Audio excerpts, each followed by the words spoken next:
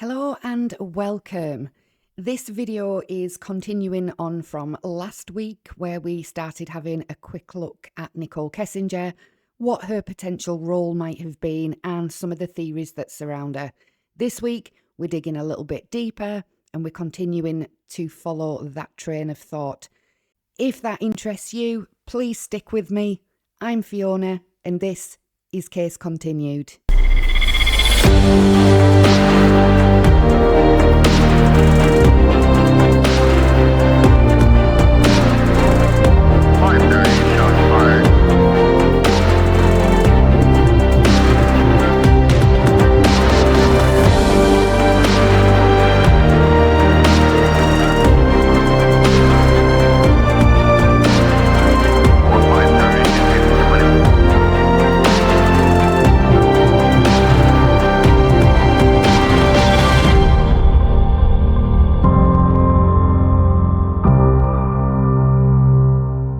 Now we're going to start with Nichol Kessinger and her phone again, because to the many skeptics out there, yet more of Nichol's Google searching landed her in really hot water, and to some people proved that she was in on the murders.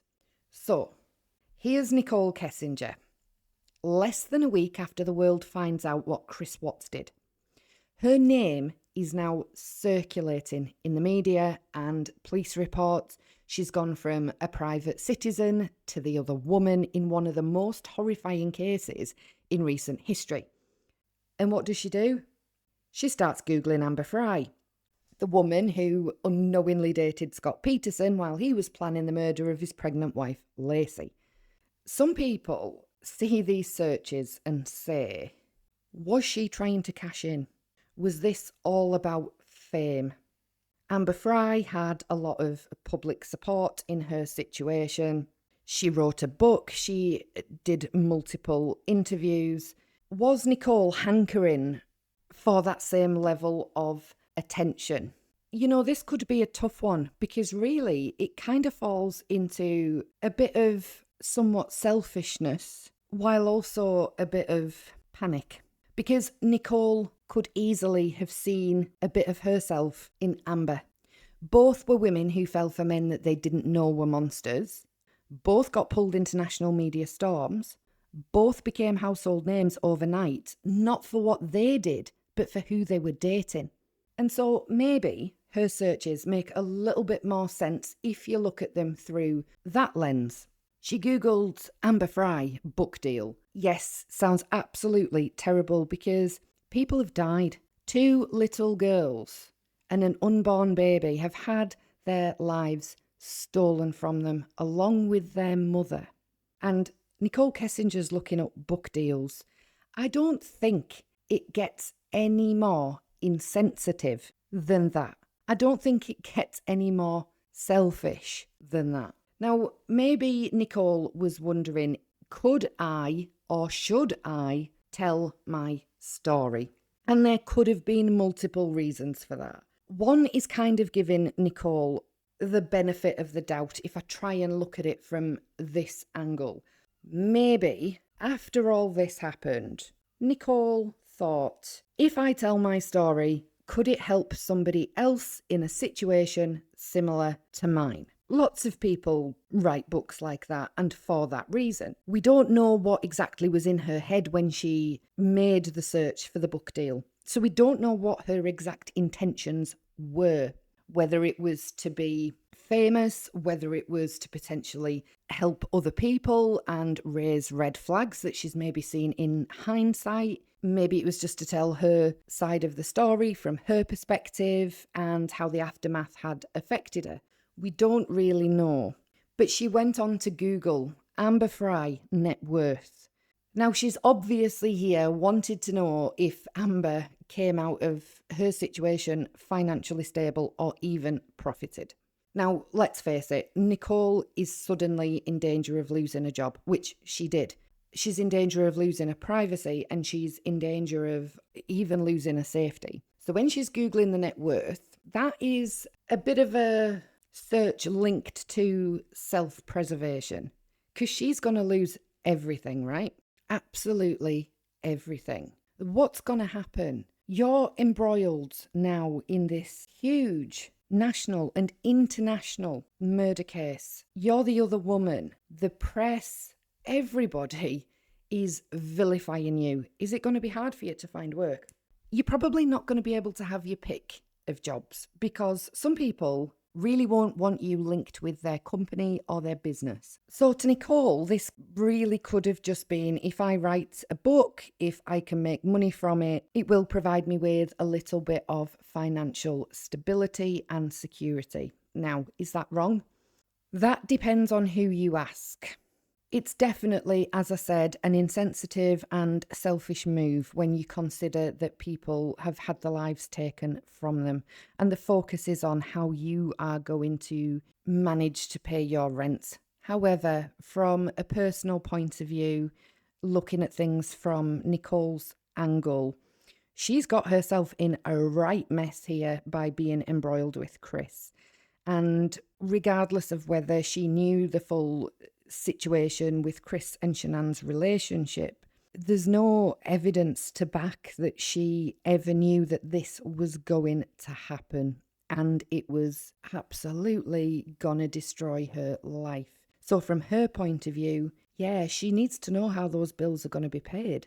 How's she going to rebuild her life and move on from this? She'd also Googled, did people hate Amber Fry? And that's probably one of the most human searches of all, actually, because she might have been scared and wondering what kind of backlash was coming, wanting to know how badly public opinion would turn. And honestly, that's not strange. That's real. That's someone trying to make sense of what just happened to their life almost overnight. To continue looking at the other side of things from Nichol's perspective, it could have been a panic search. It could have been a what happens to women like me moment. She could have been trying to find a roadmap, some way to understand what comes next for someone who dated a man who turned out to be a killer. And Amber Fry, she was the closest reference point, with the exception that Amber really didn't know that Scott was married to Lacey. The murders are similar. Both took the lives of their pregnant wives because they wanted to start again with somebody else. She wouldn't need to be a genius to think, oh my gosh, this is like the Lacey Peterson situation, and to go looking to see how exactly Amber navigated the aftermath of what happened. Now, Amber conducted interviews. She gave public statements. We see her standing there at a podium, absolutely distressed, apologising to the family for having an affair with a married man when she didn't even know. And it's not for her to do the apologising. She publicly wished for Lacey's safe return. Miss Amber Fry.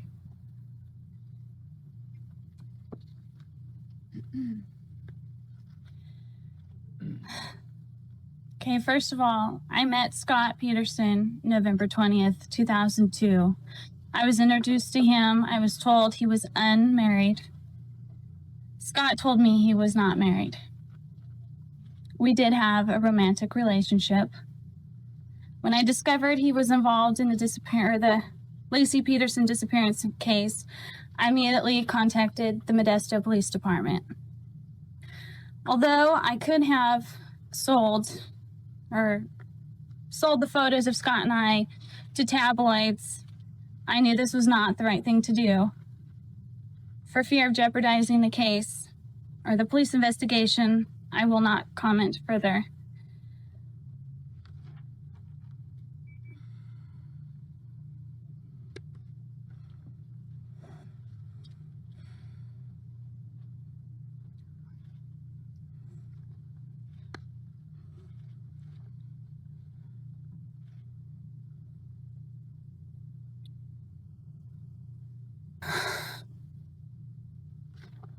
I am very sorry for Lacey's family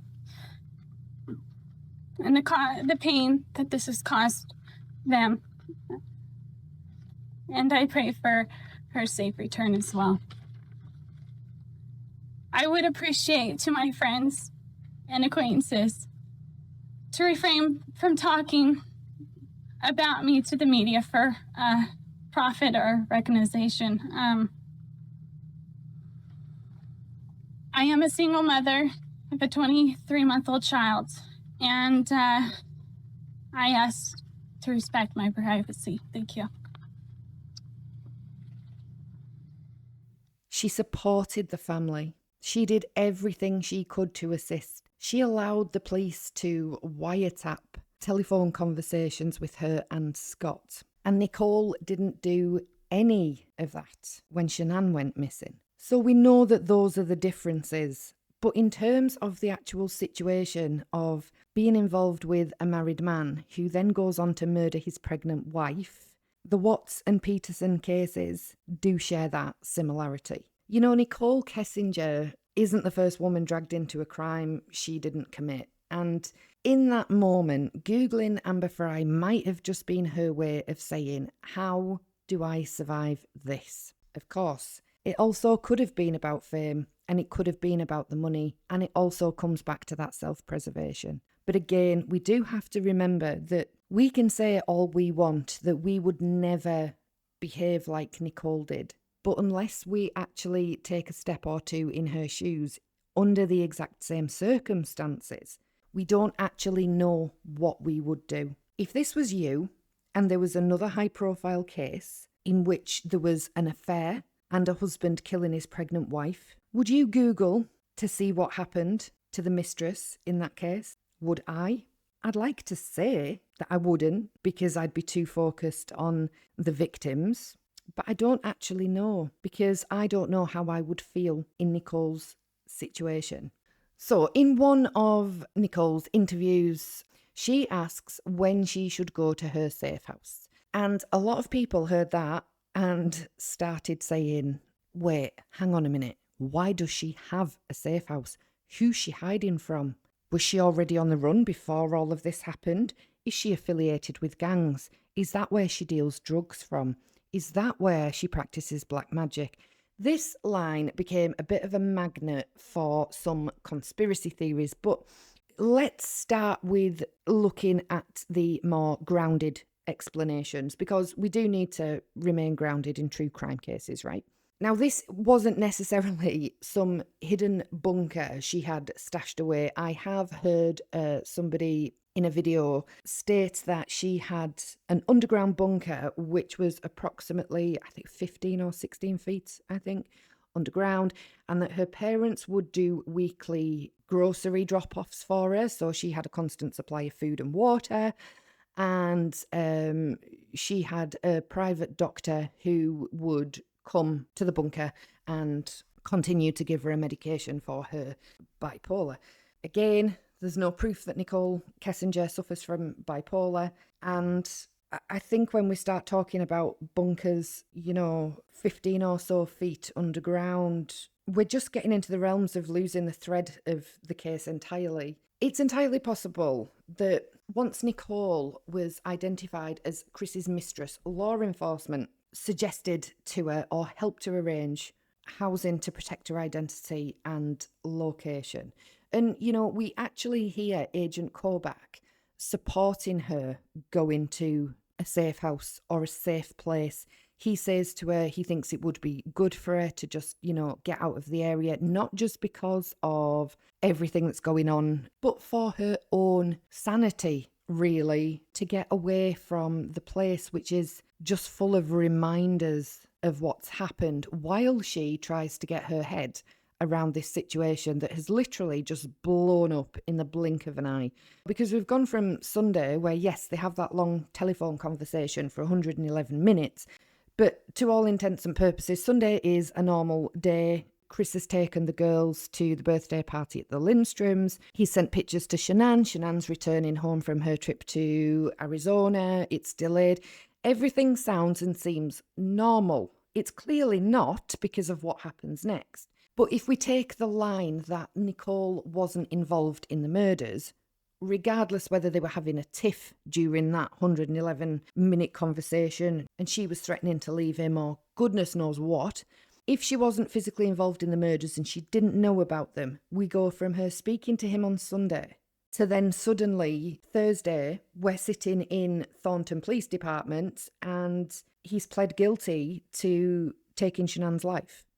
That's happened really quickly. So she most likely would need some time and space to try and just understand for herself what on earth has happened. Did she miss anything? Were there any signs that she could have somehow acted on? She most likely wouldn't have been able to necessarily stop Chris doing what he did if he already had that in mind, and if that was something that he had been thinking about for some time and knew was going to happen. But any red flags that kind of came to her in the aftermath, she could still have taken those to the police because obviously, you know, they're still in contact, they're still exchanging information, and any red flags that she had seen would have been still valuable to them at that point. I mean, she's suddenly a high-profile figure in this murder case. Internet mobs were digging up Nichol's information. People were calling for her head. Some were accusing her of everything from lying to being involved in the crime from the very get-go, from the second her name was released. Moving to a safe location under police guidance would make total sense, and it obviously does make you think that it was something that was discussed with the police prior to that interview at Thornton Police Department, because of what we hear Agent Korbach saying. And I'll just play that little clip again. You can hear him saying that he thinks it's a good idea. I mean, I have like a safe house in Denver that I can go to, that I have the keys to, that has nobody there ever. And it's all I have to do is check the mail, and there's no questions asked, and nobody knows where it is, and I'm not telling anybody, but it's like a really nice spot for me to like hide out, and I don't have any friends in that building. I mean, it's an apartment, but it's and we like will safe. answer your phone calls, but the safe house is from The safe house is the safe people house. banging on her apartment Well, door. when should I go there? When do you think all this is going to start happening? I mean, it's kind of... I mean, it might be just good for you to go there anyways for your sanity and stay away from this place that you had a connection to this man with and get your thoughts in order. It's so sad. So when she's asked Korbach, when do I go to the safe house? That could have her then just been following their instructions, not referencing an underground hideout she already had before the crimes, but instructions that they might have given her just before the interview. It seems like Nichol was already fairly privacy focused. Remember, Chris had told police that Nichol had been in previous abusive relationship. Now, we know that Chris has this incredible ability to lie and lie and lie. However, there's always snippets of truth to what Chris is saying. That's how people manage to be good liars, right? They're not just in-your-face, barefaced lies that make no sense. There's usually an element of truth with them, and that's what makes them sound plausible sometimes. But Nichol's friend, Charlotte Nelson, had also said to police that Nichol had really never had any luck at all in previous relationships. She'd dated quite a lot, and those people had always ended up being the wrong person for her. And it seems she potentially got hurt a lot. Now, I don't know if Nichol is the kind of person who maybe goes into relationships just headfirst and becomes extremely invested in them from the very get-go without even really taking the time to know a person properly. She's maybe a little bit of like a romanticist where, you know, oh, I've met this guy, he seems wonderful, I think he looks wonderful, and this is just going to be an absolute fairy tale, and boom, she's just in it 100%. When we look at how the relationship progressed with Chris, she obviously tries to downplay it, but she was so into that relationship. She was 100% in love with Chris Watts. And she was planning for a future with him. She potentially conducted all of her other relationships like that. Maybe she didn't learn that putting all your eggs in one basket and being so gung-ho about a brand new relationship that you are literally a few weeks in planning your entire future with that person, it hadn't got her anywhere in the past. And maybe she was just the type of person that couldn't learn from her mistakes because she was so focused on finding the right person and having this perfect relationship. Now, of course, when we meet people, it's always fun in the beginning, and you can always kind of be thinking, oh God, I hope this works out because we've got so much in common and I'm having so much fun. And we can all think those things, and we can think those things very early on. But it's when those thoughts become a slightly obsessive behaviour that there's a little bit of a problem. And it does feel in parts like Nichol isn't just simply having these thoughts or feelings about Chris. She's acting on them. She's physically being quite pushy. She really wants this relationship to go places. So we know that Chris isn't lying about the fact that she has been in previous abusive relationship, because we have Charlotte Nelson backing that one up. So Nichol had deleted all of her social media before even meeting Chris.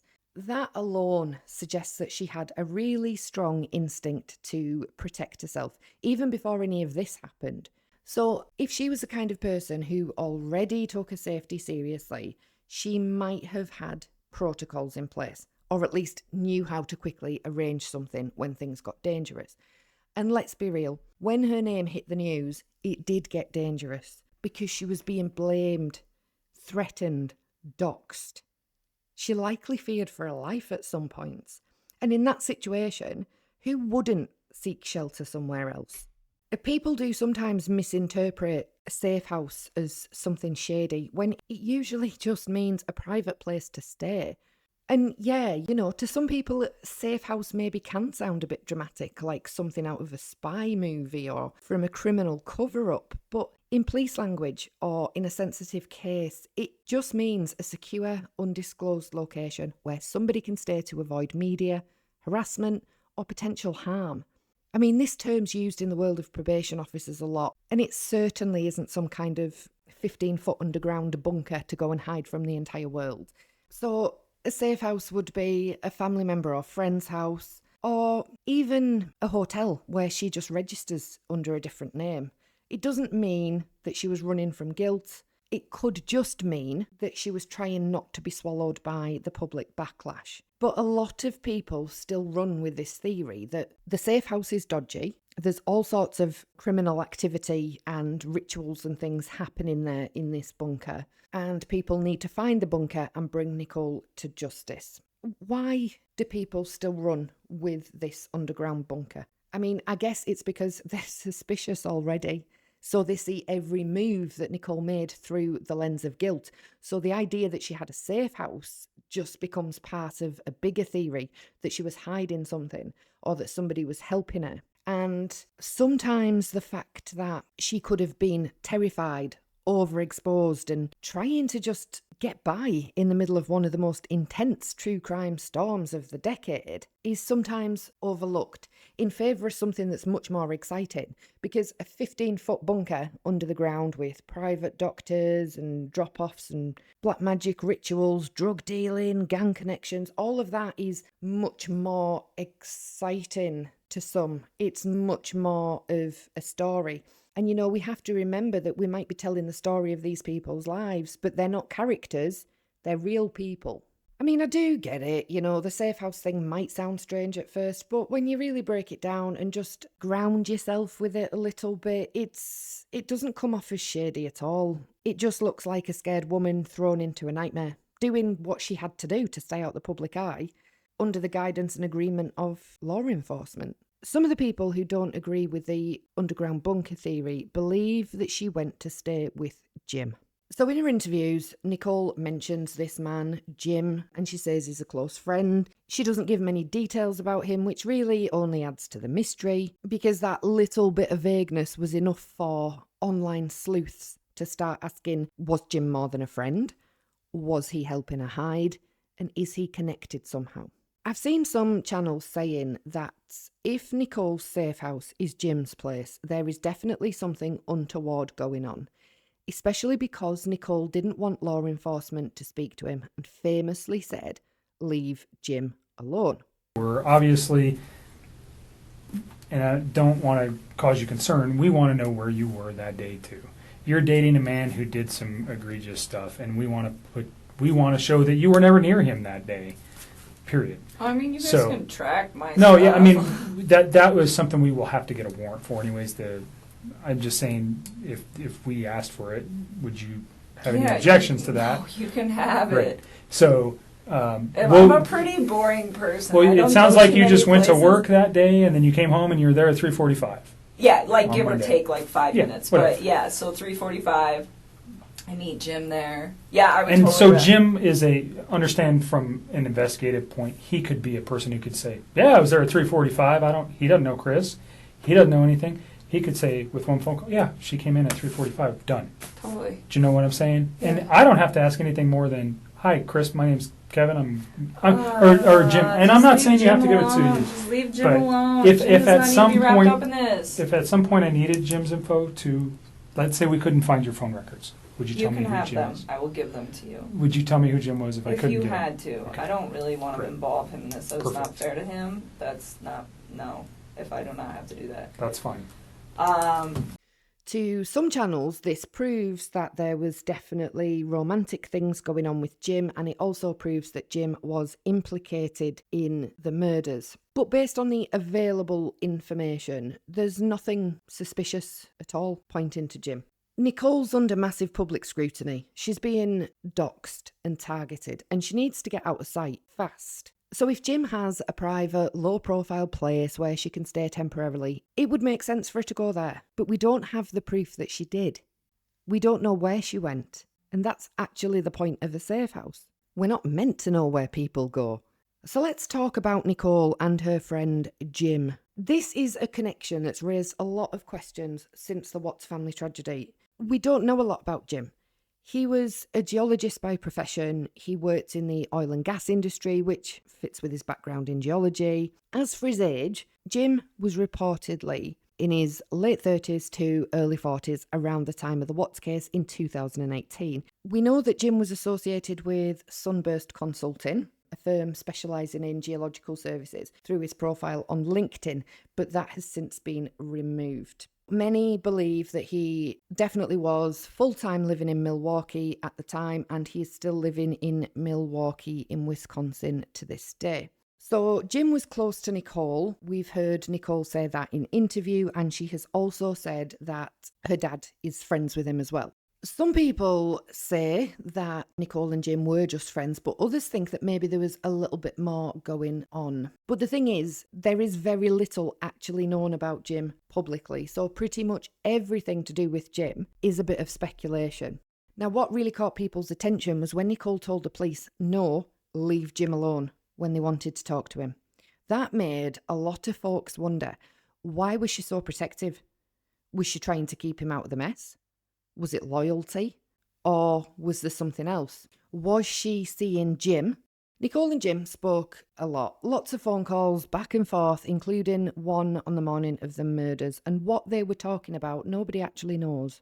So for those channels that say that morning she had called Jim and told him that he needed to get to the house, the Watts home at Saratoga Trail, to start moving bodies is completely unverified. Of course, due to these phone calls and the mention of Jim and the fact that she wants Jim left alone, all kinds of rumours popped up. You've got people saying that Jim was probably involved somehow, either physically or with the planning of the crimes, or that he was with Chris and Nichol at the sand dunes.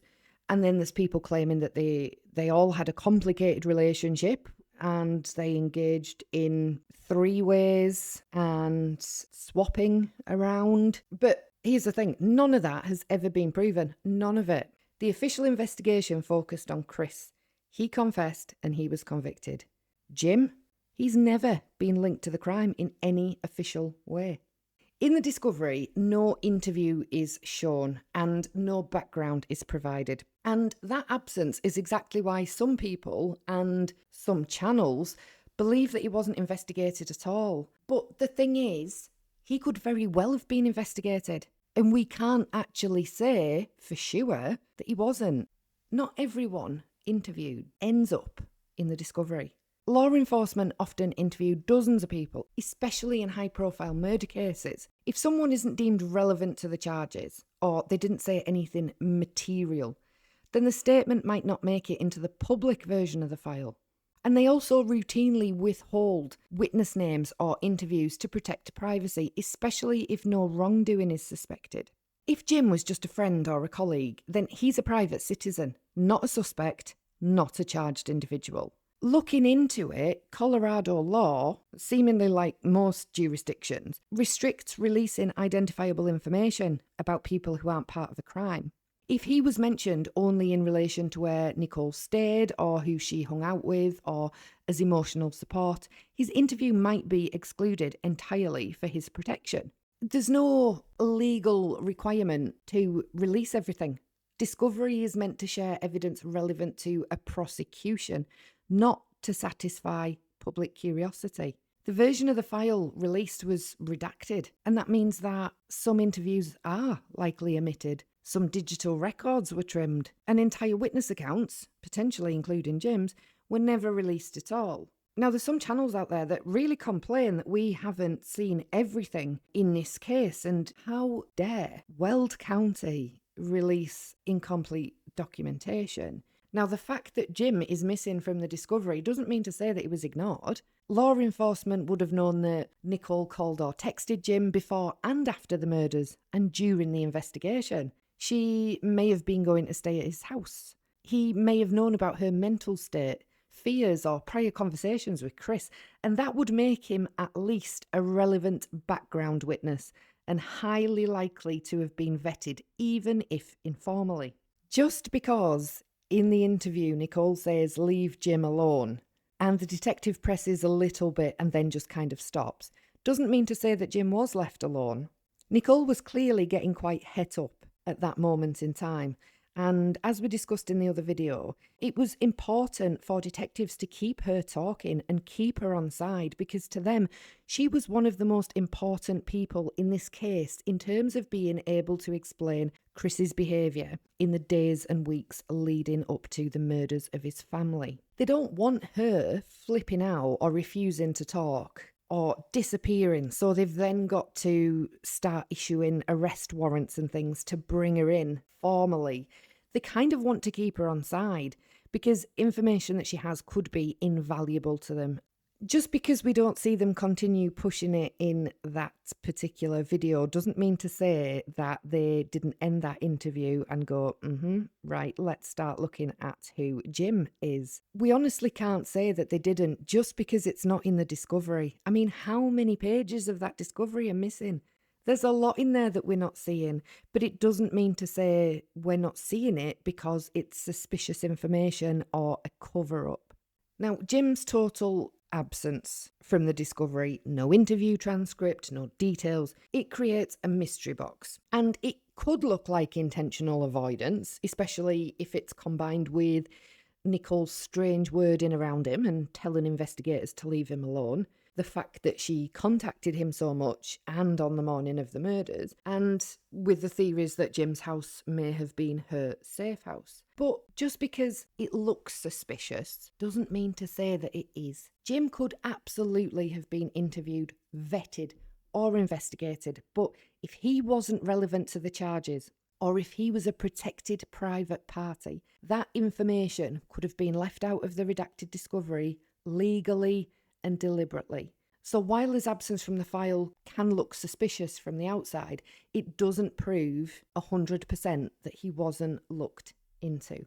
For those channels that are saying we have a right to every single document, this is freedom of information, and then getting the general public to also think the same way, we do need to remember some basic facts. I honestly get where some of this might come from. It sounds like the Freedom of Information Act should give you access to everything, but that isn't how it actually works. Freedom of information laws are designed to give the public access to government records, but they come with some very clear limits, especially in criminal investigations and court proceedings. You are not entitled to see things like sealed documents, certain autopsy photographs, juvenile records, victim medical histories, private communications, evidence that hasn't been entered into court, or anything that risks ongoing investigations or privacy violations. And in the Watts case, for example,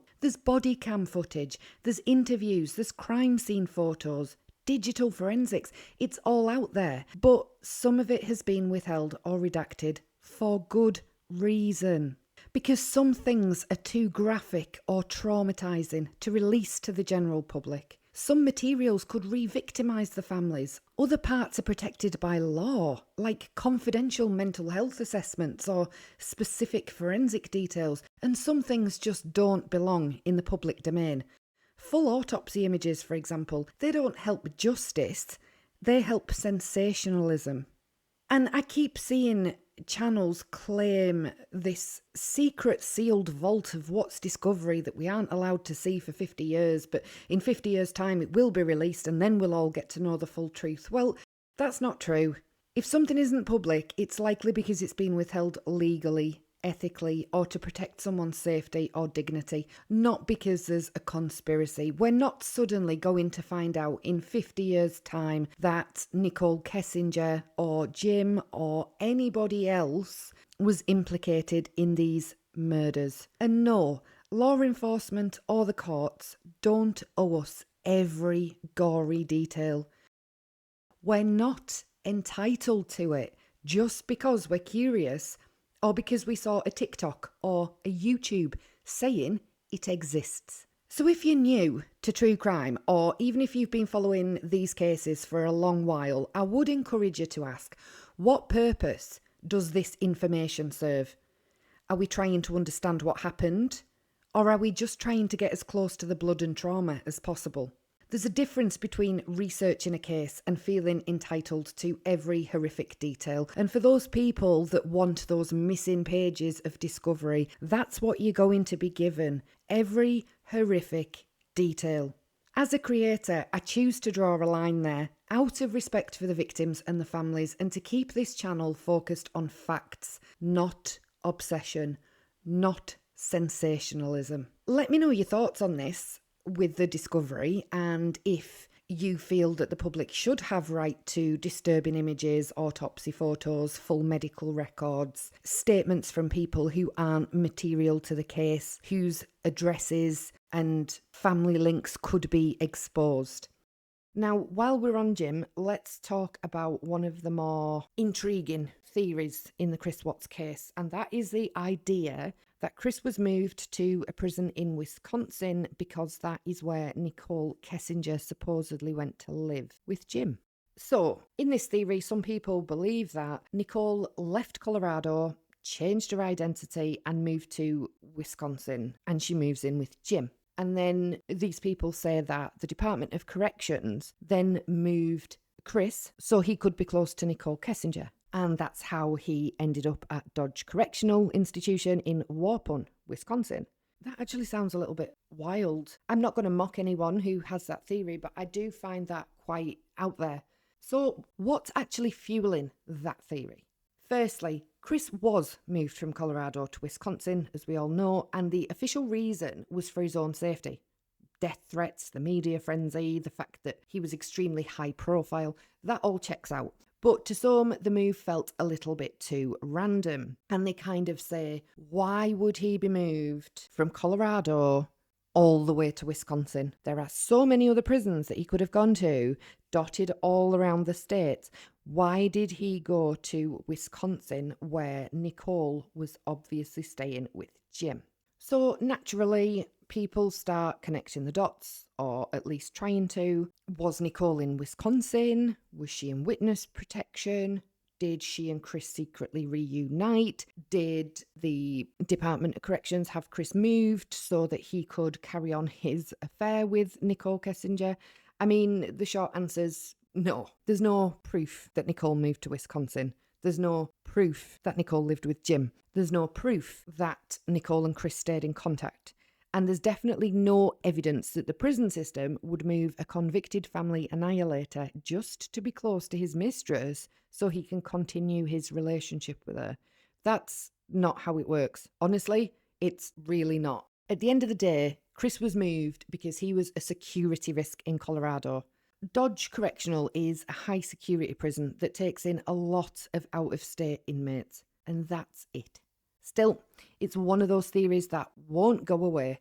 There is no shred of evidence anywhere that supports anything to do with that theory other than Chris was moved from Colorado to Dodge.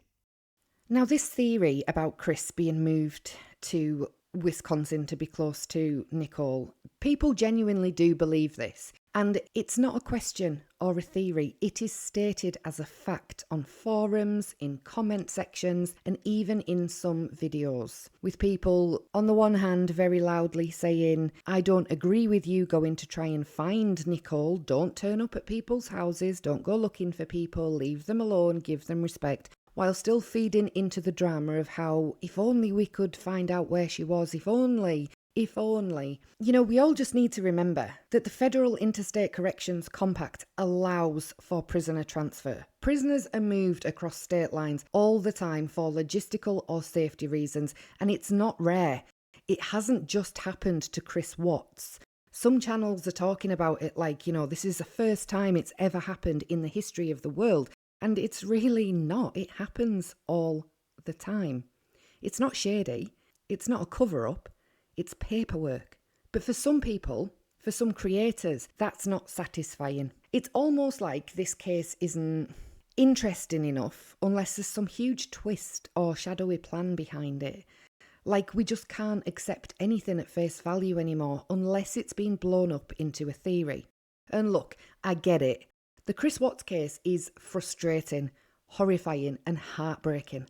But just because a case leaves you with feelings doesn't mean everything about it is a mystery. Not everything is hiding a deeper meaning. Sometimes things are just what they are. And the problem is, when people start stretching reality to fit a conspiracy, they often ignore or distort actual facts. And they also end up pointing fingers at people, sometimes innocent people, based on nothing but speculation. And that is very dangerous, because once that theory spreads, it's really hard to pull it back, even if it's based on nothing at all. If you repeat something enough times, even if it's false, people start to believe it. And once that happens, we're no longer dealing in facts. We're just creating fan fiction with real people's lives. So if you've heard these kinds of theories about Nichol and the prison transfer and the FBI, about the missing discovery, I'd just encourage you all to just pause and ask, is this based on actual evidence? Or is it just designed to keep me hooked? Because there are whole channels almost dedicated to trying to implicate Nichol Kessinger physically in these murders. She is, if not the main, then a huge source of content on these channels. And everything is proof that there's more to the story, that we need to be looking at this, that we need to be listening to that.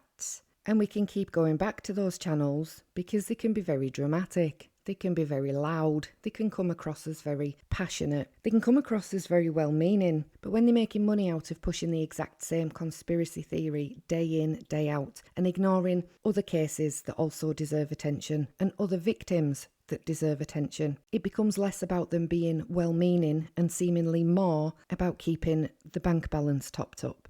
On this channel, I'm always going to look at every angle of a case, including the uncomfortable ones, but I'm not going to make up conspiracies for the sake of clicks.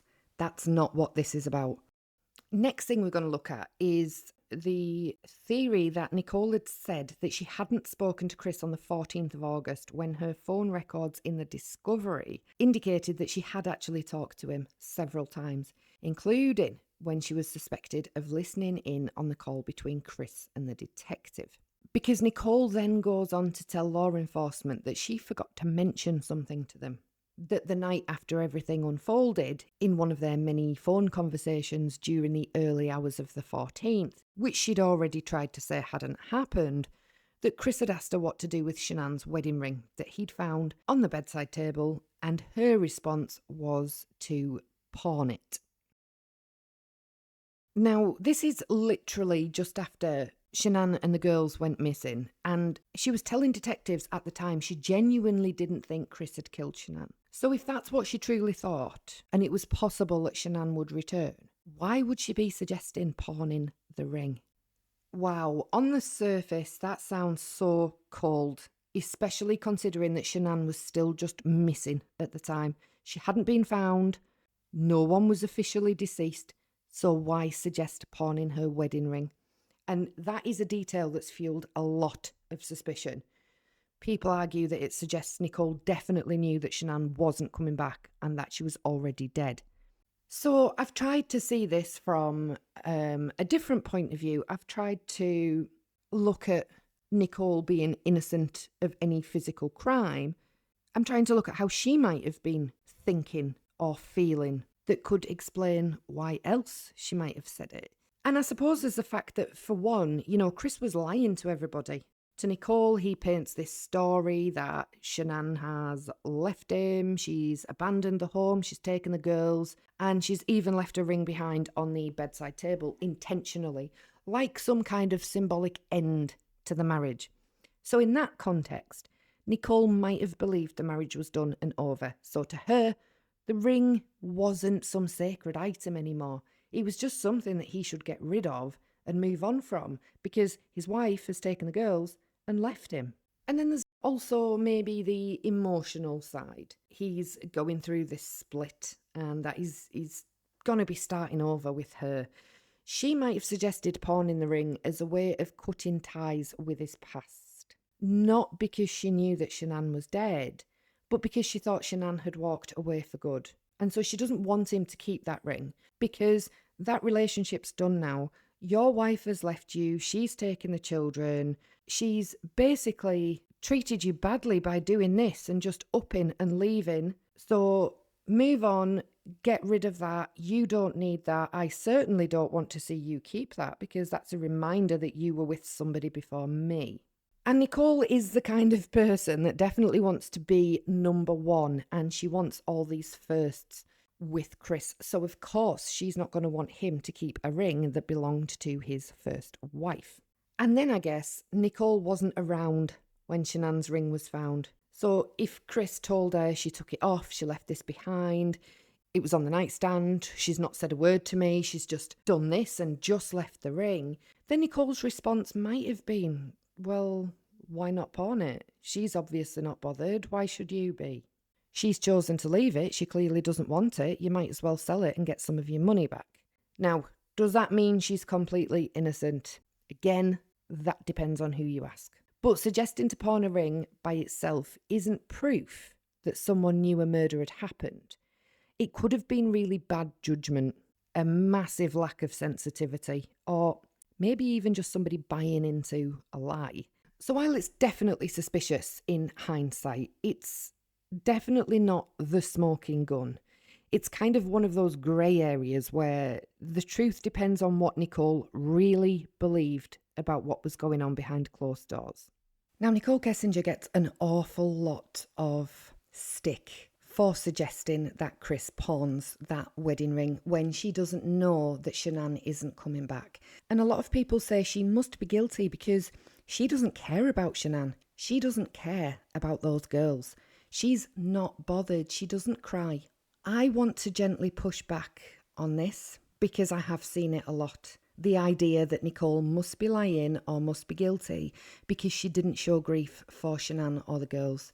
People saying she didn't cry, she didn't apologise that she was taking Shanann's husband away from her, she didn't give a damn about Shanann at all. Let's just be honest for a second, and I mean really honest, okay? Why would she have an emotional reaction to people she'd never even met? Nichol didn't know Shanann. She didn't know the children. She only knew what Chris told her, and he was lying to everyone. Expecting her to have a deep emotional response to the deaths of strangers when she was still processing the fact that the man she was dating was capable of doing this is really asking a lot. It doesn't make her heartless, it makes her human. Very detached maybe, shocked probably, but not guilty by default. We can have serious questions about the timeline and her communication with Chris without expecting her to mourn over people she never met. And face it, if she had cried a lot in public or said too much, the same people would have said she was acting. So she was always going to lose in the court of public opinion. It's okay to look at her critically, but if we're honest, a lot of people aren't looking for facts in this case. They're looking for a villain. And because Chris is locked up, Nichol became the next easiest target, especially thanks to specific creators on YouTube who very early doors began a campaign of manipulating footage, etc. Now, there'll be a number of you out there that watched all this unfolding in the news and even maybe just read about it in the newspaper. And it's a story that hits hard, isn't it? Because there's a pregnant woman. Her relationship is starting to fall to pieces. We're seeing so much of her life and we're seeing the struggle. She's desperately trying to fix things in her relationship. It's heartbreaking. It's such a sad story. And so some of you will have cried. I find it personally quite a hard case to look at because of the manner in which Chris disposed of his girls' bodies. For people who are constantly, researching this case, combing over the discovery, looking through all of the crime scene photos and going through all of Shanann's old lives from her Facebook. I know that most of her Facebook has been scrubbed now, but a lot of those lives are still in the public domain. It's tough. It is. And sometimes you need to take a break from it because these are innocent little children. It's horrendous to think about. And so even I, the person who really does try to keep emotion out of the cases as much as possible while I am dissecting them, so I don't approach a case with bias and preconceived ideas. Even I feel a little bit of that emotion in the times when I'm not actively researching the case. Maybe just the times where I come to edit the video and I'm going to pop some B-roll on. And it's a video of Bella or Celeste. You know what's happened to them and it makes you feel terribly sad. So it wouldn't be abnormal for those of you that have shed a tear over this case because of how utterly horrifying it was. That's not what I'm saying here when I talk about not crying because you don't know somebody. I just mean that in the sense that Nichol was trying to process what Chris had done. She got with this guy. She was hoping this guy was going to leave his wife. She was planning a future with him. And now his wife and his children are dead. And he's the one who's done it. When this happens, she has her own heartbreak. Because she has been lied to. She has to suddenly accept that the man that she was putting all of her faith in is a murderer. Family annihilator. And she's also got to quickly think about how she deals with the media, the public backlash, and being thrust into the public eye. So for any of you out there that have cried real tears, even though you don't know Shanann and the girls, this isn't directed at you because this video is about Nichol Kessinger and it's about the reasons why she might not have cried. And that's just what I'm trying to point out. For us, we see this crime and we're detached from it. We didn't know them. We had no connection to them. But it is just so tragic that it is going to bring up emotions in many of us. But Nichol had so much else going on because she was there in the thick of it and she was trying to process 101 things all at the same time. And whether you feel you dislike her or not, we do have to remember, even though she was having an affair with a married man and most likely knew all the way through that that was the situation, she is a human being and human beings can make terrible mistakes. But she isn't the one that killed a pregnant woman and 2 little girls. Now, I want to move on to the morning of August the 14th. Why was Nichol Kessinger calling while Chris was talking to the police? Chris Watts has just spent the last 24 hours pretending to search for his missing wife and daughters. But according to phone records, Nichol Kessinger starts calling him again. And it's not just the fact that she called him or he called her, it's the timing that raises eyebrows, because at this same time, a Frederick Police Department detective is trying to reach Chris to ask him more questions. The detective later notes in the discovery file that they were playing phone tag, calling back and forth in what seemed like a game of missed connections. And when you line up the call logs, the pattern is a bit hard to ignore. Chris is receiving calls from the detective and he's calling the detective back. Then he's calling Nichol. Then Nichole's calling him.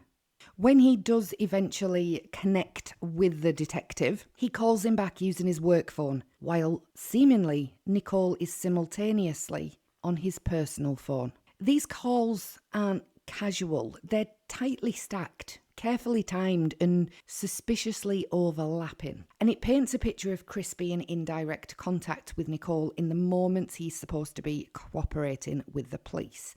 Let's just take a quick look at those call logs. So we're just going to nip onto Nichol Kessinger's phone record here, and we're just looking at the top few calls there. So she's spoken to Chris. He has called her at 8 minutes past midnight, and they've spoken for 31 minutes. She's then called Chris at 12 minutes past 1, and that call has lasted 3 minutes. Chris has called Nichol at 1:51 a.m. and that call lasted 8 minutes. At 6 minutes past 2, Chris calls Nichol for 1 minute, and at 7 minutes past 2, Nichol calls Chris back and that call lasts for 11 minutes. Now, I'm just going to pop in this section the video footage of the detective attempting to call Chris and the game phone tag.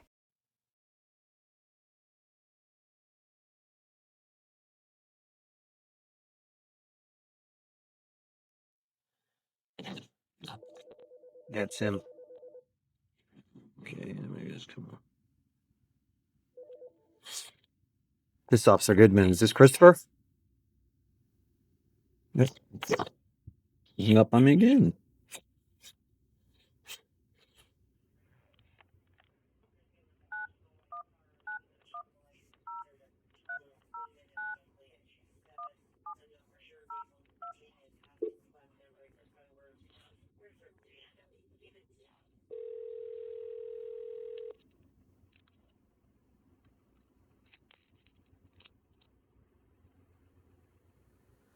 Hello, Christopher?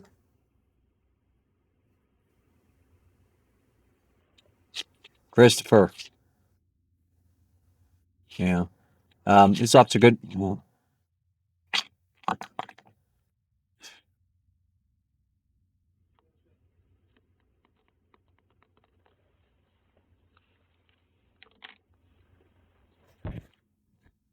just gonna keep it recording so in case he calls back to get him.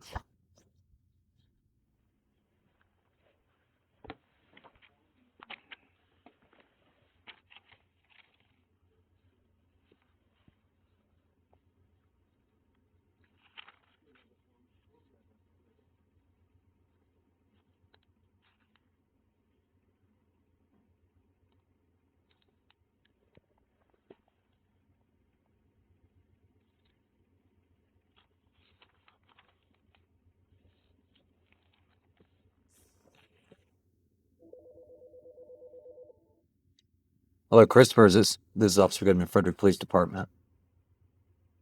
Are you there? Hello? That's a number you called and it went right through last time you had contact with him? 910-309-1702. That's what's coming in. They don't have a house phone?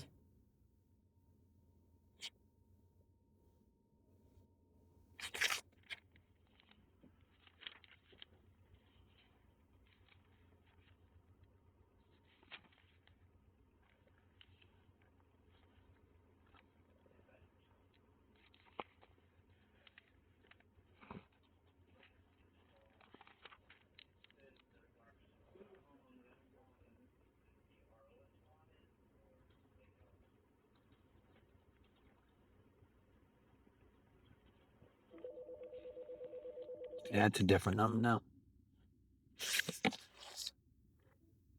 This is Officer Goodman, Frederick Police Department. Hey, this is I was trying to call you back from my personal phone. Kept saying call failed, but I just used my work phone.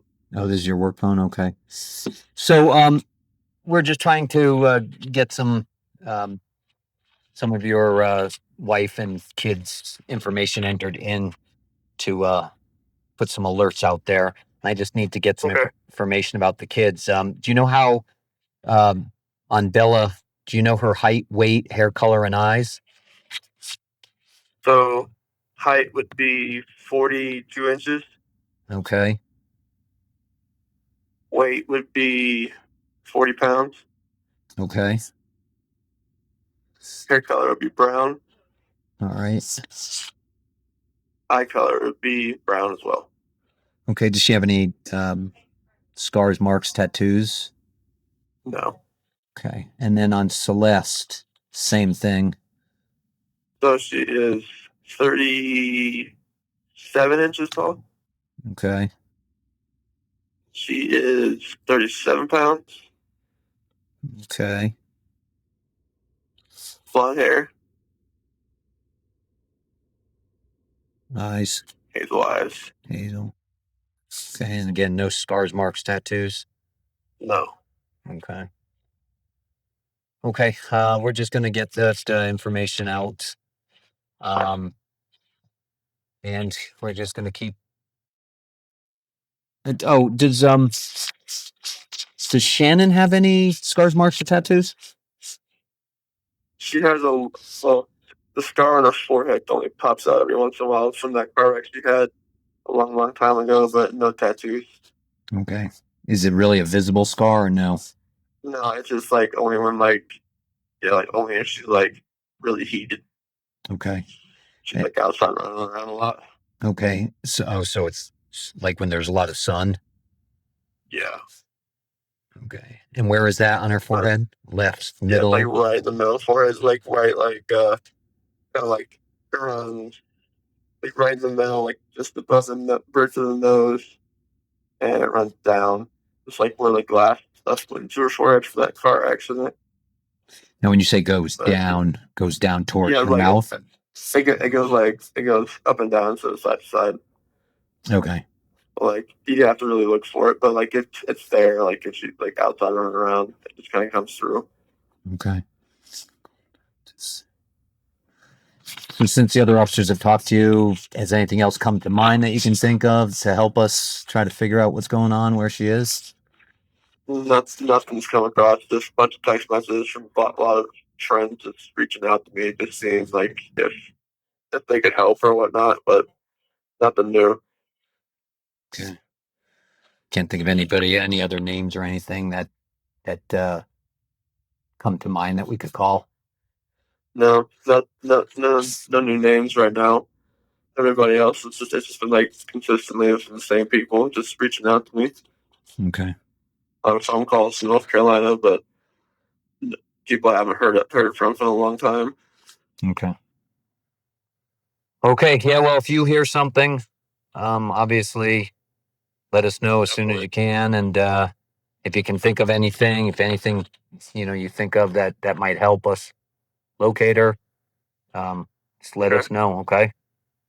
Okay. Thank you very much, sir. All right. You have a good night. You too. Bye. Bye. So the records show us that Chris and Nichol are in direct contact in the moments that Chris is supposed to be cooperating with the police. So here's the question. Was Nichol listening in on his conversations with the police? And if so, why? At this stage, the public doesn't know the Watts family is gone. The media hasn't exploded. Chris hasn't confessed. So why this level of involvement? If she was simply his girlfriend, newly learning that his family was missing, wouldn't it make more sense for her to just step back, give space, and let investigators do their job? Instead, she seems tethered to Chris, deeply concerned about what he's saying, when he's saying it, and who he's saying it to. If she was still on the line, listening, while Chris talked to detectives, that would explain the rapid back and forth. But proving that would be really tricky. Verizon logs show who called who and when, but they don't reveal whether a call was merged, muted, or monitored. Unless Chris initiated a three-way call, or unless Nichol was connected silently while he switched phones, police wouldn't have an easy way to prove that she was listening. But we can prove that Nichol did call Chris at the exact same time he was speaking to police. He called her before and in between those calls with detectives, and the behaviour matches a pattern of control, secrecy, and possible story management. Now ask yourself, what was so important that Nichol Kessinger needed to be in constant contact while the police were questioning Chris about his missing family? And more importantly, what did she think they were going to find? This could be a huge red flag in the case, and for many people it 100% is. It's proof that she knew that Shanann, Bella and Celeste were never coming home and that they were already deceased. To some, it's also proof that she had actively participated in the murders and was monitoring or coaching Chris. The call overlap could suggest that she may have wanted to listen in on what Chris was telling the police, and this could indicate a desire to control the narrative, either to protect herself, protect him, or both. If she had any prior knowledge of what happened, even partial or implied, she might have been afraid of what Chris might say. She might have known more than she claimed. She told police she didn't know his family was missing until later, but she was frantically calling him overnight before the news broke. And this could suggest that she had some inside knowledge or had already been told something alarming that night and was keeping tabs on the investigation. Now, we know during some of these early morning phone calls that Chris was seemingly more concerned about his relationship with Nichol than he was about his family being missing. We don't know what was said in these phone conversations, and a lot of people say that Nichol denied ever speaking to Chris on the 14th of August. And yes, originally she did say that she hadn't spoken to him that day, and that day was Text Tuesday.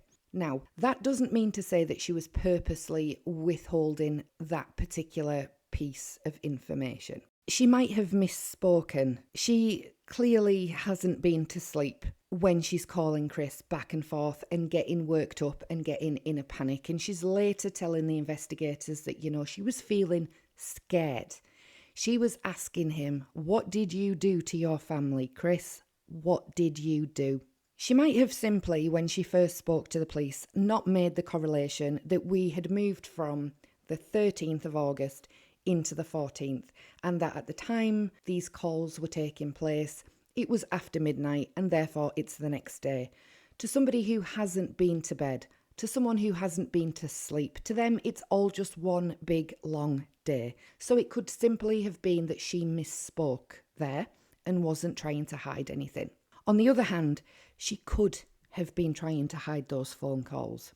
And she could have been trying to hide those phone calls because of the content. Again, we don't know what was said, but the fact that she's telling investigators that Chris was more concerned about his relationship with her, and Chris has alluded to that himself in some of his interviews where he was saying he was worried that after his family went missing, this was going to cause a problem with Nichol. Is it possible that during some of these phone calls, he says something to her along the lines of, "I want to be with you, Nikki, and I've made that happen now. We can now be together. Let's focus on us. I have solved the problem."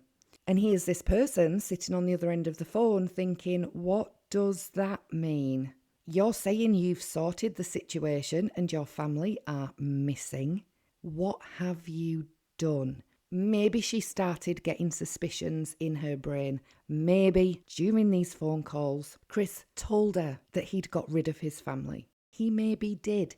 She maybe, because she had feelings for him, still wanted to protect him and still wanted to protect herself, because if he had said something like that in the early hours of Tuesday the 14th, and she didn't go to the police with that information straight away, we have a bit of a problem. And granted, there would have been some sympathy for the fact that she potentially couldn't believe that the man she'd been seeing could have done that. So she maybe thought he was just being a bit stupid or dramatic. But the physical situation is his family are actually missing. Now, not knowing the content of those calls in the early hours is one of the most frustrating parts of this case, because it could potentially all be tied together and wrapped up a bit neater if we knew exactly what was said.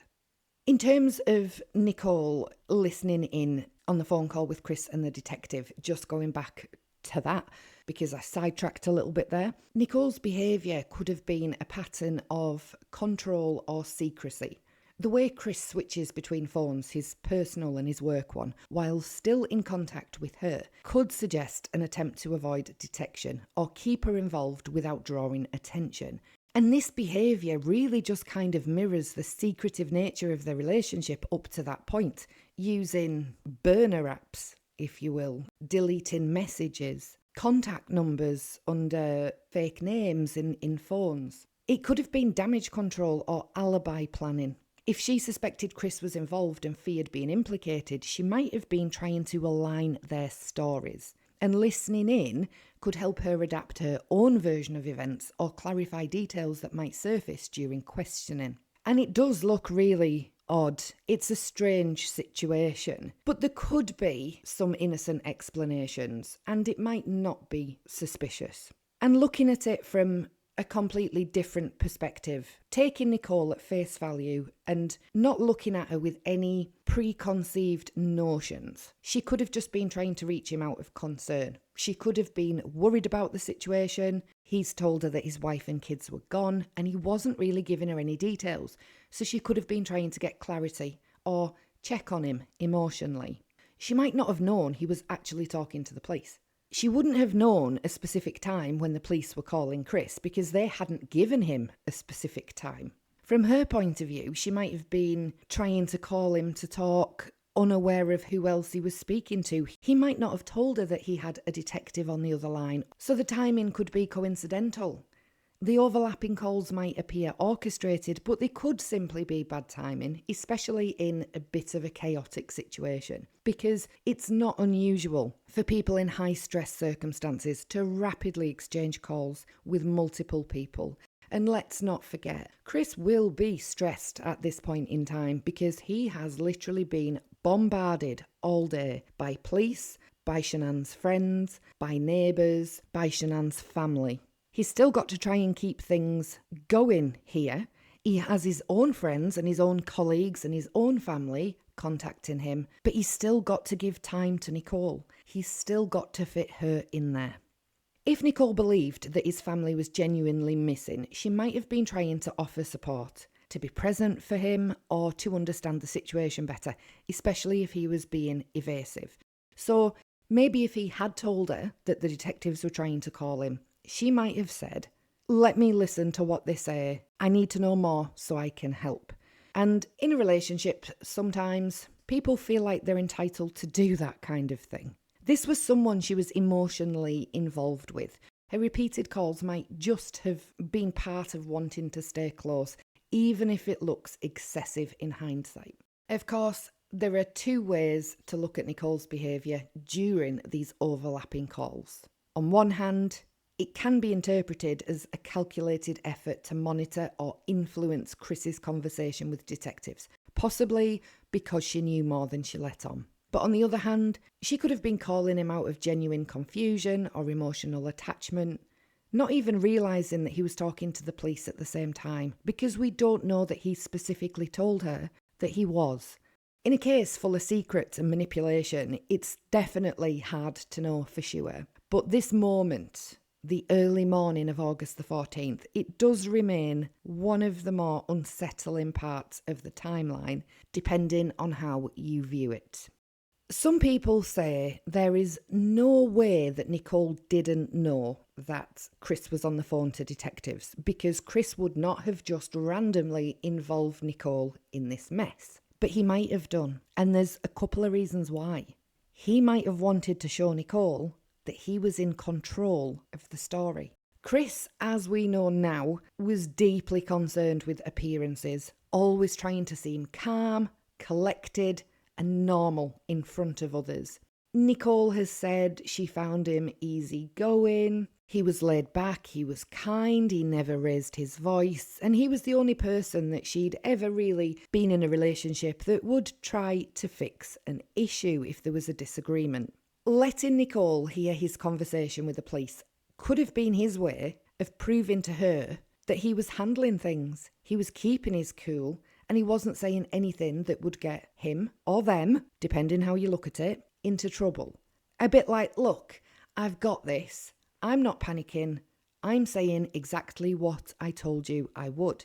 He could have wanted to reassure her that he wasn't going to incriminate her, and that doesn't necessarily mean incriminate her as a physical entity in the actual murders. If Nichol knew anything, or even if she was just worried that she might be implicated because she is the other woman, Chris could have allowed her to listen in to calm her nerves. This might help her feel safer in Chris's mind, because then she would know that he wasn't mentioning her name, blaming her, blaming the affair, or exposing any part of their relationship timeline specifically. Chris could have wanted to keep their stories aligned. Chris and Nichol had been in daily communication, often deleting the messages and hiding their tracks.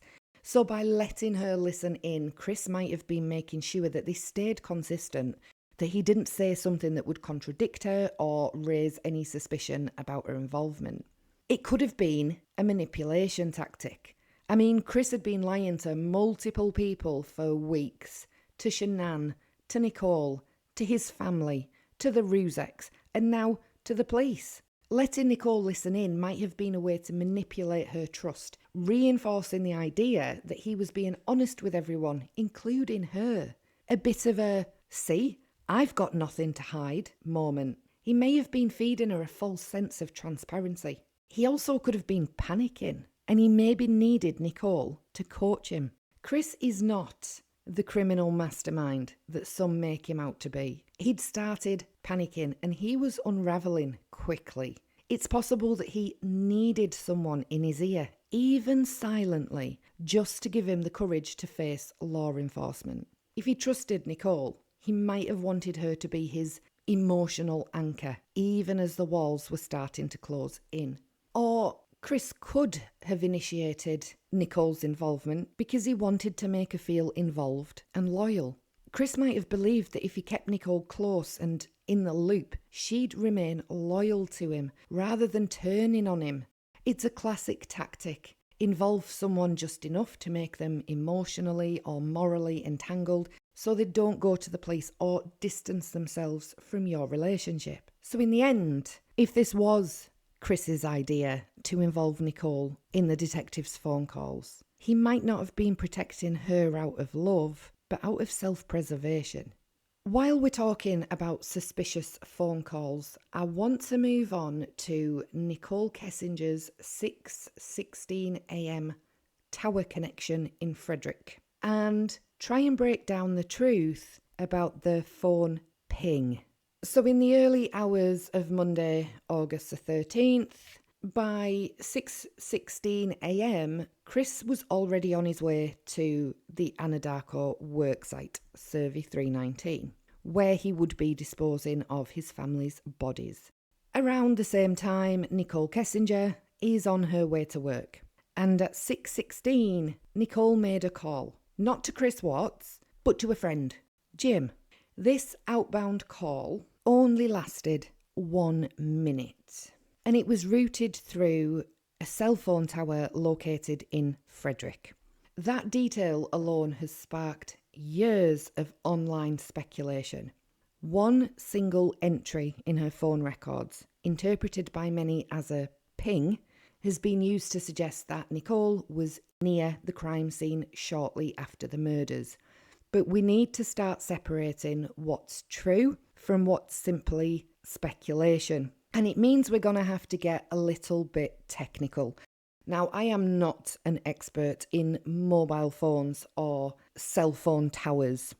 I've done a lot of research into it, and I've obviously seen criminal dockets in this country which have helped to explain things to me in the past. So I'm just going on my basic knowledge, what I've learned from my former employment and research.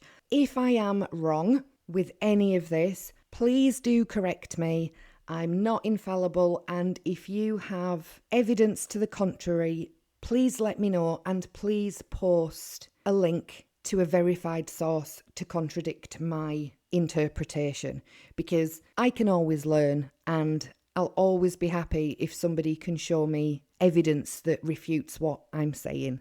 So this call made at 6:16 a.m. It routed through a Verizon cell tower in Frederick, which is the same town where obviously the murders had just occurred. And so some believe that Nichol is physically close to the Watts home, or she's in the Watts home, and she's either potentially driven there that morning, or she had been there overnight and had her phone turned off, and then she's made a mistake by switching her phone on at 6:16, and so that has pinged in the Frederick location.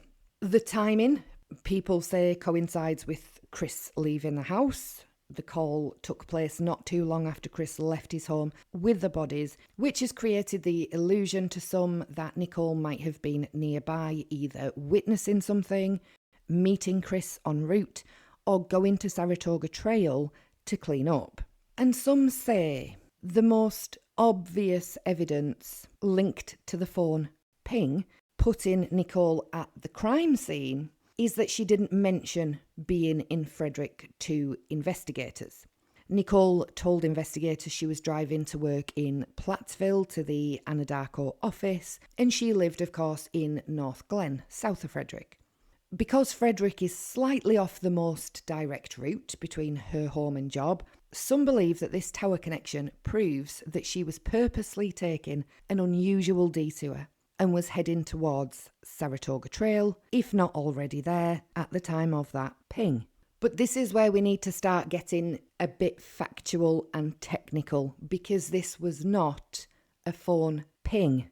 The word ping gets thrown around a lot in true crime circles, but in this case, it's very, very misleading.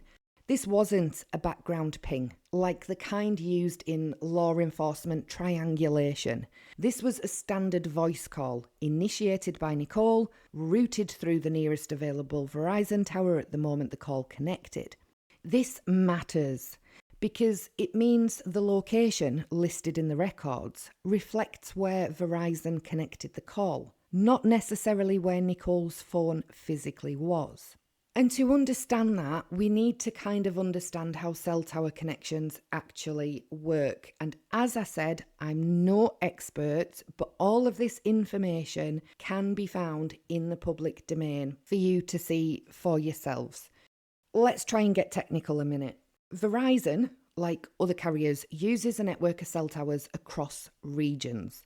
When a user, so Nichol, places a call, the phone attempts to connect to the strongest available tower at that moment. And this is usually, but not always, the closest physical tower. And here's why this matters. We have no 100% confirmed location of the exact Frederick tower that handled Nichol's 6:16 a.m. call. It just hasn't been pinpointed exactly, but we do have a general idea of the area from the Verizon website map. If Nichol took US Highway 85 north towards Platteville, a completely reasonable and common route, she would have been within range of that tower. It's entirely possible, even likely, that she briefly passed through the tower's coverage zone during her commute. So in other words, you didn't need to drive to Chris Watts' house or be near Saratoga Trail to hit that tower. You just needed to be on a normal commuter route from North Glen to Platteville. It's really important to understand what cell tower data does not show us. It doesn't tell us where someone was standing or driving exactly. It doesn't provide GPS coordinates. It doesn't mean someone was at a specific address just because they hit a tower nearby. And it certainly doesn't prove intention, behaviour, or knowledge. So while Nichol's phone connected to a tower in Frederick, That does not mean she went to Chris Watts' house. It doesn't mean she saw the bodies, and it doesn't mean she was involved. Now, there's a lot of speculation about which routes Nichol usually took to work and how this is also out of character for her to be pinging in Frederick, because the only other time that she had pinged in Frederick was when she was at the Watts home. Now, we need to break this down as well. We only have a very short amount of information regarding Nichol Kessinger's life. We can't say with 100% certainty that she did not take different routes to work, just because the information that we've seen from phone records has her placing calls along specific routes while we know that she's potentially on her way to or from work. We only have that information for a couple of months. We don't have a whole 12 months worth to actually assess whether this was something really out of character for Nichol to be doing. We just don't have enough information to make that assumption. And there's any number of reasons people might take a different route on the way to work. In this case, depending on what Chris and Nichol were talking about in that 111-minute phone call that frustrates everybody so much, she knows that Shanann is coming back. She potentially drove a different route to see whether Shanann's car was back, to see whether Chris's work truck was still there. That wouldn't be unusual because Nichol is already having some doubts about Chris. We know that because she's made Google searches for "man I'm seeing says he will leave his wife." She's told Chris that she is making these searches, that these thoughts are going through her head, that she has to turn to the internet and Google for information about the situation that she's in. And if she has suspicions, she would certainly be suspicious when Chris tells her that he won't see her on Monday morning because he's going to fix an oil leak at Survey 319, right when his wife is returning from Arizona. She could have wanted to check to see whether Chris was lying to her. Had he really gone out to the field? Let's have a little look at this visually. I've made a little map, and it's not amazing, I'm afraid, because my skills at this kind of thing aren't professional by any stretch of the imagination, but we're going to go through it. So on here, we have got Nichol's home in blue, St. Claude Court in North Glen. The green icon at the top is the Anadarko office in Platteville. The red icon is the Watts home on Saratoga Trail. The different coloured lines are the different coloured routes that she could have taken. So Route 1, US 85. Route 2, the orange line, I-25 to Colorado 66. The green line shows a route on Colorado 52 via Dacono, and the blue line indicates a route that can be taken through local back roads. And the most common roads near Frederick and North Glen are County Road 20, County Road 22, County Road 26, Weld County Roads 11 or 13, Weld County Road 19, Colorado Boulevard or County Road 13, East 168th Avenue or East 160th Avenue or State Highway 7. And these smaller roads connect through the rural areas between North Glen, Dacono, Firestone, Frederick and onto the outskirts of Platteville. Now this red icon is the estimated area based on Verizon cell tower maps where the tower she connected to was. And this circle around it is the estimated Verizon tower range for Frederick. As I said, we don't have an exact location, an exact pinpoint of where that tower in Frederick was, but this is the closest that we can get to it from the Verizon maps.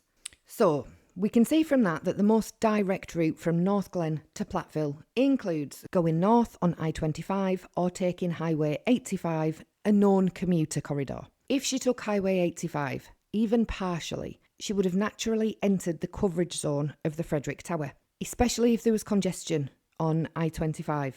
Highway 85 might have been the better option that day. There's nothing suspicious about choosing any of these routes, really.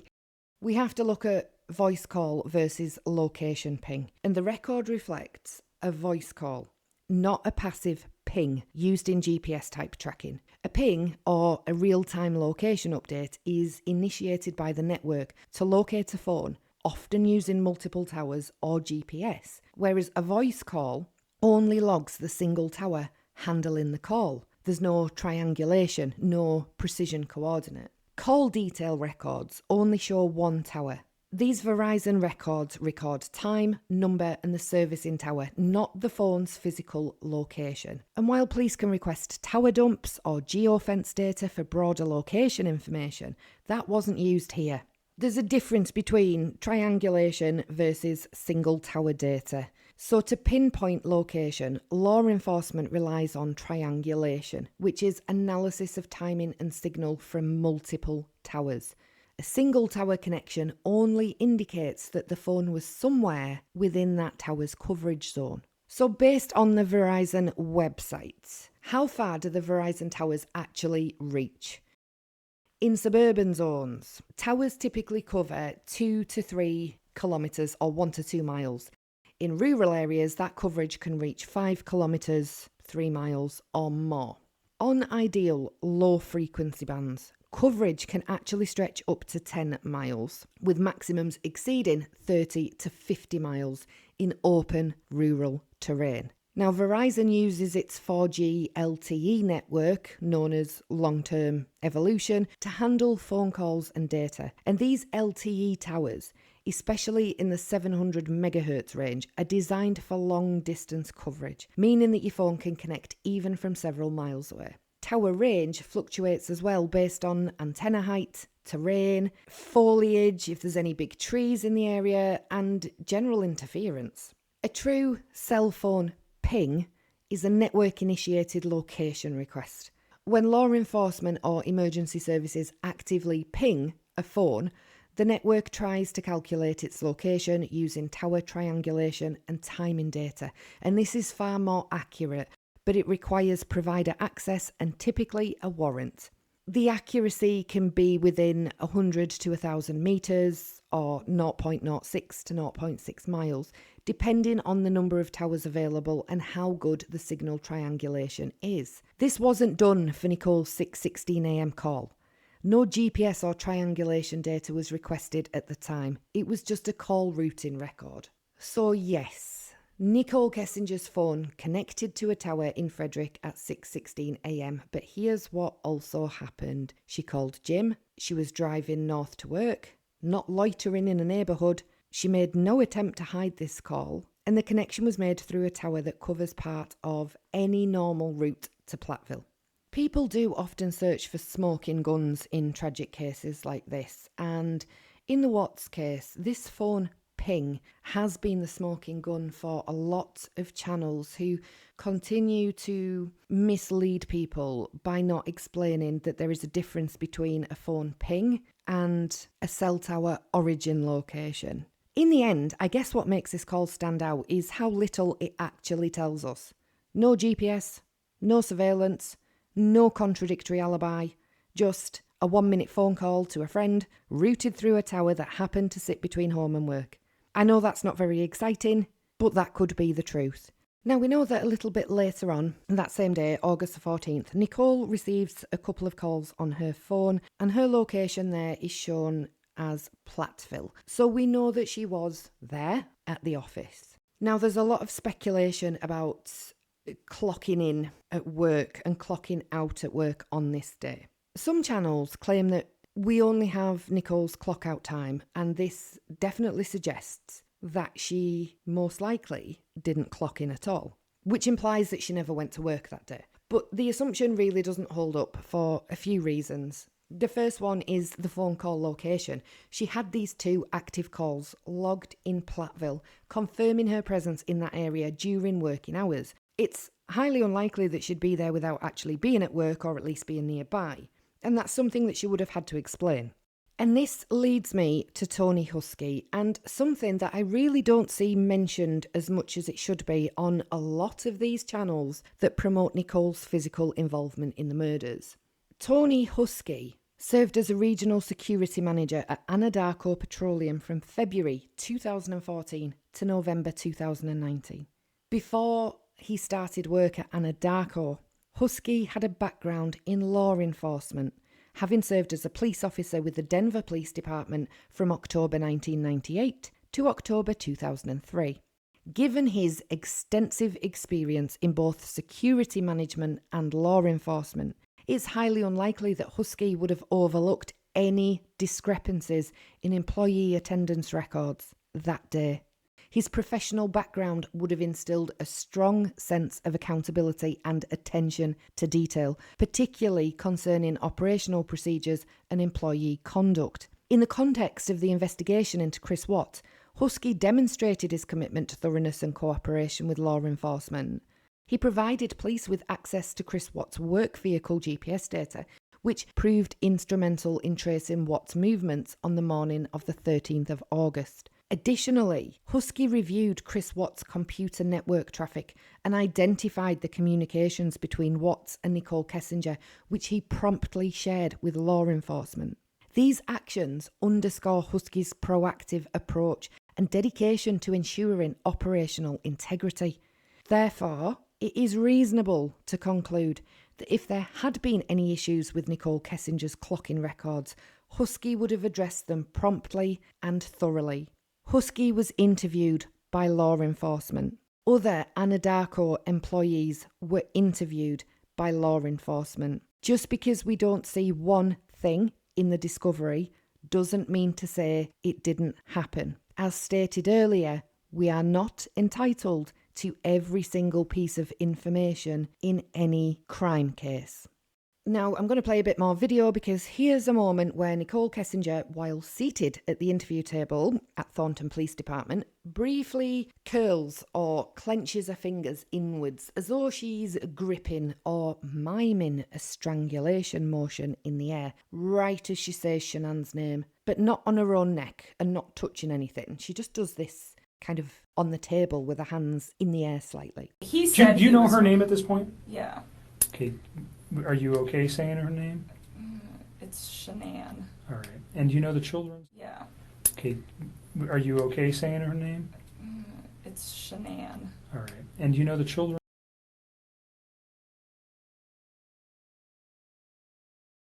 For many viewers, this moment stands out because it is timed exactly with Shanann's name. The motion appears as though she's kind of mimicking strangulation, curling both her hands inwards like squeezing a neck, and it visually parallels with what we later learn was the cause of death, manual strangulation. Some see this as really significant and that it points to her being present at the time of the murders. And it could be seen as subconscious leakage. Body language experts call these nonverbal leaks gestures or movements that reveal inner thoughts, often without the speaker realising. If Nichol had any prior knowledge or even a strong suspicion of how Shanann died, this could be interpreted as her mind and body unconsciously aligning during a highly stressful moment. She didn't make that motion when talking about anyone else. It only happens with Shanann's name, which makes it feel, to some, deliberate, or at least not random. Even if she didn't know the details, the gesture could reflect suppressed fear, unease, or visual imagery she'd been trying not to think about. In this reading, it's not necessarily proof of guilt, but perhaps insight into her mental state. From an investigative standpoint, however, and something that we all need to remember as well, this moment was not treated as evidence of anything criminal. The police didn't pursue it for a number of reasons. One, there was no clear link to knowledge or intent. A hand gesture without supporting evidence like texts, location data, or witness testimony isn't enough to suggest foreknowledge. She was under high stress, and people in stressful situations can fidget, gesture strangely, or make what some see as symbolic hand motions during interviews, especially when talking about traumatic or emotionally loaded subjects. But this action wasn't flagged. Nowhere in the discovery, the transcripts or agent notes is this gesture referenced. If FBI or CBI believed it had evidentiary value, then they would have documented it or confronted her on it, and they didn't. It's a fascinating moment, but it's also ambiguous. because the gesture could be a subconscious physical echo of how Shanann died, perhaps from Nichole's imagination or from something Chris told her offhandedly before it became public. It could be a nervous or expressive tic made worse by stress, especially in a setting where she's trying to recall and explain difficult conversations. Or it could just be a coincidence, one that appears a lot more sinister in hindsight, especially when slowed down and isolated. But the main thing that we have to remember is this interview is conducted on Thursday, the 16th of August. There has already been some media speculation, and I'll play a snippet of a video where we hear actually misinformed journalists getting involved when Chris is brought into court.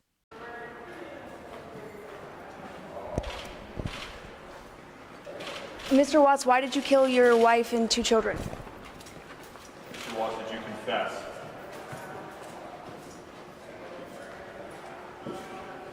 So this interview comes after Chris has confessed. He hasn't confessed to taking the lives of the girls yet. But for some reason, the media seem to think that he already has. Nichol will have seen this, and then she's come back to the police department to be interviewed by detectives, and they could easily have said that the body showed signs of strangulation, or maybe it was something that just popped into Nichole's own head. A lot of people who say she had all this information before Chris confessed. She was mimicking strangulation. She was saying, he's killed his wife and his kids. How does she know this? He hasn't confessed. Yes, he absolutely had. He confessed to taking the life of Shanann, but not the girls. But the media, they still reported anyway that he'd taken the lives of everyone. So at this point in time, Nichol is not saying anything that's not already been put out there. She's not giving us new information. The media have presented one story, and now she knows that Chris has confessed. Going on from that, I want to move on to, in particular, YouTube creators who do manipulate things quite frequently. And we have had this where people are saying that this interview that Nichol is in, she knows all these details that she shouldn't know because Chris hasn't confessed. That is absolutely wrong. These channels are getting the timeline confused and mixed up. Whether that's a genuine mistake or whether it's being done because it supports their narrative, they're cherry-picking information and confusing the dates so people new to the case might believe it, or if others hear it often enough, they will go with it. I don't know, but a lot of this misinformation needs to stop. And when we come onto this, especially with YouTube channels, there are creators who have physically manipulated evidence, such as the neighbour's security camera footage to suggest that Nichol was present with Chris during the early morning hours of the 13th of August. These altered videos often use visual effects to add a female figure near Watts, attempting to imply her involvement in the events leading up to the murders. However, it is really important for everybody to note that these videos are not based on authentic or verified footage. The original surveillance footage from the neighbour's camera released by the Weld County District's Attorney's Office does not show anyone other than Chris Watts. And I'm going to play some of that raw, untouched footage so you can see for yourselves. I'm not going to play the whole thing because obviously there's a lot that just doesn't happen in the video. But I will pick out specific timestamps and I will play those. And I will then play the edited footage and pick out exactly the same timestamps. And then I'm going to take a couple of still images and I am going to pop those side by side for comparison. Now, investigators haven't found any credible evidence linking Nichol to the scene during this time. We need to ask ourselves a massive question here, okay? So we are sitting at home looking into cases and we can consider ourselves armchair detectives. But we're not professionals. Some of us might be, of course. If you are law enforcement, I do apologise if you are watching this content, but most of us are not professionals in forensics and police investigations. Do we all really think that the police wouldn't have noticed another person in the security footage during their investigation?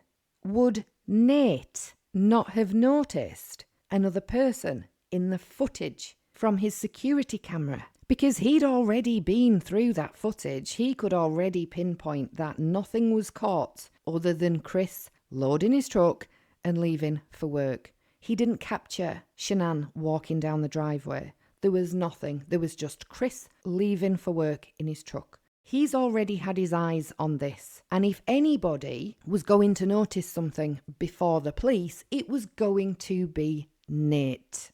Because he was very invested in this the second Agent Kobach first arrived to do the wellness check.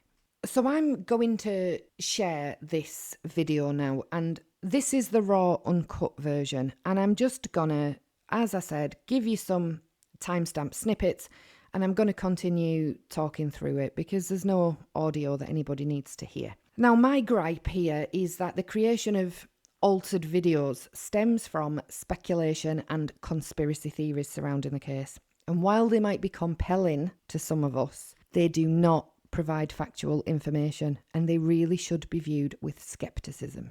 The claim that Nichol Kessinger was present, the claim that another female with a high ponytail is shown on video is not supported by the original unedited surveillance footage or by the discovery file or by law enforcement. What's often being shared are heavily edited versions of the video. The contrast has been adjusted, the filters have been applied, and the image has been zoomed in until you're seeing pixel distortion. What looks like a shadowy figure is, in many cases, just compression artifacts or movement blur from the original low-resolution footage. And there's some overlapping frames in some of this imagery. You can see Chris coming out twice, and people think it's another person, but it's not. It's a result of frame overlap and video editing tricks. It's not reality. I mean, zoom, contrast, and mirrored frames can create ghost images. This second person only appears in edited versions. The raw footage that I am playing shows only Chris Watts. Now, if you don't want to take my word for it with the original neighbour's CCTV clip and the raw footage, and I will never expect anybody to take my word at face value without further research, you can find this unedited footage from CBS Denver. Now, I'm just going to play a little bit of this edited footage. I'm not playing too much of these videos because, as I said, not a lot happens, and we only really need the frames where the manipulation comes into play so we can do a bit of a comparison. There's absolutely no verified video of anybody helping Chris load that truck. The FBI and the CBI reviewed this footage frame by frame. If there had been a second person, that would have been part of the official case file, but it wasn't because no such evidence exists.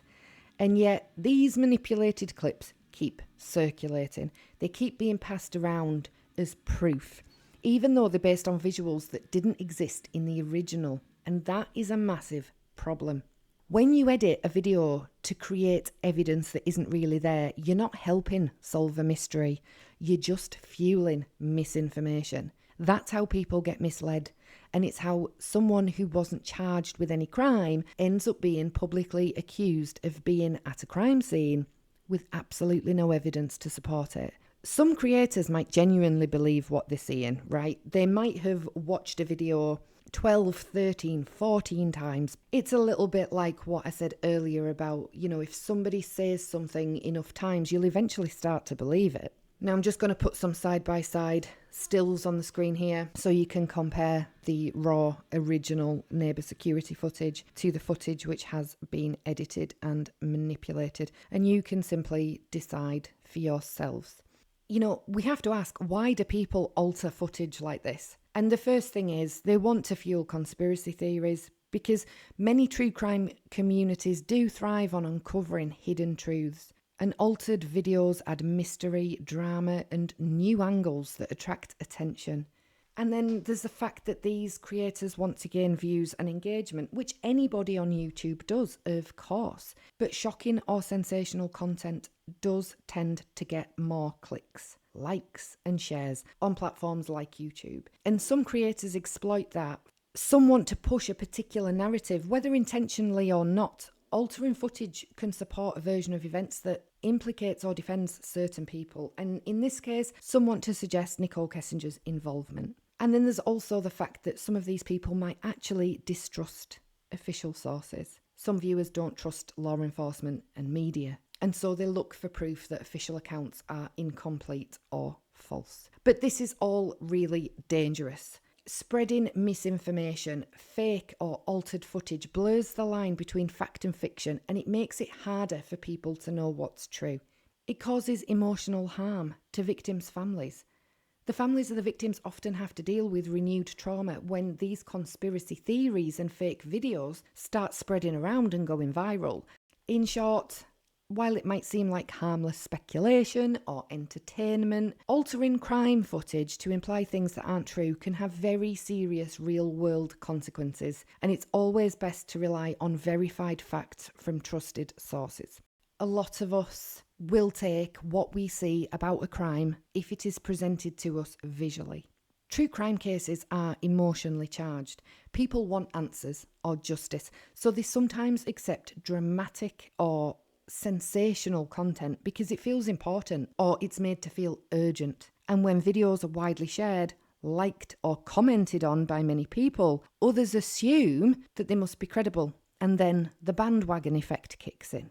Now, with my content, what I will say to you is I am trying to just present facts. I'm looking at theories, I'm looking at things that could support the theories and things that could refute those theories. I'm not telling you what to think or how to feel or what to believe. You are entitled to agree or disagree with anything I say, but what I would always recommend is you keep a very open mind. So when you viewed my content, please go and do further research. Please do look at a wide range of sources. Now, I know that not everybody is going to agree with anything that's been said here, and that's absolutely fine. There are some people that will look at this side-by-side footage and still believe that there's an extra person in the video, and they will still believe that it's Nichol Kessinger. And again, if that is your thought, that's okay. There will be some people that jump in and tell me that the raw footage is actually edited and is blanking out Nichol Kessinger. So just over the top of this, I am going to play the body cam footage, which shows Nate's security video being played on his television. And I know it's really difficult to see. And if I zoom it in, things are going to start getting distorted and a little bit pixelated. And we'll start introducing artifacts that we really don't want to introduce. But I will zoom it in just a little bit here. And you can see on there that there's no obvious second person walking out wearing knee-high boots. Some people won't agree with what's being said about the phone pings in terms of triangulation and phone pings versus call data records. Then I do encourage you to go off and look at that information for yourself. For those of you that are going to point out that we don't have the exact location for the Verizon tower, this is of course something that I have already made you aware of myself. I know that we don't have an exact pinpointed location there, and so this map is only to be used for reference and a kind of guide as to how far tower range can reach, and that if that cell tower that she connected to was in that general vicinity, and it is quite a large vicinity, you're looking at that tower being placed anywhere in the middle of that red circle. You can see the range, and you can see that she would pass through that tower's range on any of those roads, even if you move that red circle. But I'm not telling you to 100% trust it. I'm not telling you that this is an exact location of where that tower is. It's a reference guideline. And if you just imagine moving that circle around yourself, you can see the point being made. She doesn't have to be right next to a tower or right near Chris Watts' home for her location to be listed as Frederick. There are a lot of theories about Nichol Kessinger, but sometimes the facts just don't support them. It's really easy to invent a villain, and it can be normal to invent a villain, but that doesn't mean that the evidence actually backs it up. Turning a case into a circus doesn't help anyone, not the victims, not any of the families, and not the truth. This case was horrific and heartbreaking enough without us having to invent extra drama. Isn't what happened to Shanann and the girls already horrific? Now, I do ask for basic respect in the comments section of these videos, and asking for basic respect when talking about murdered children isn't political correctness, it's humanity. I'm not here to coddle people, but I am here to make sure that this conversation isn't reduced to gossip and hate. If someone can't discuss true crime without attacking victims, how the victims looked, how the children looked, inventing conspiracies or disrespecting the dead, they're not doing true crime. They're doing something else entirely. Wanting respect for the victims doesn't make you soft. It means you're not numb to the reality of what happened.